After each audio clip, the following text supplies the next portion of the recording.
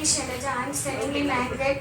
Today my topic is the Constitution of India. In which year the Constitution Assembly came into in our India? In 9th December 1946 year Constitution Assembly took place in our India. What is justice?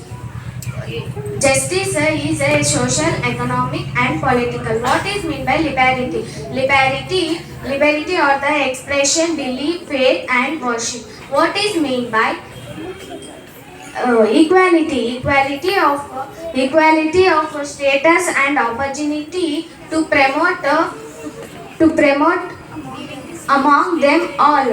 What is meant by fraternity? Fraternity assuring and the dignity of the individual and the unit and integrity of the nation. The word socialized and secular, the word socialist and secular were added by 42 Constitution Amendment in the year 1976. Thank you.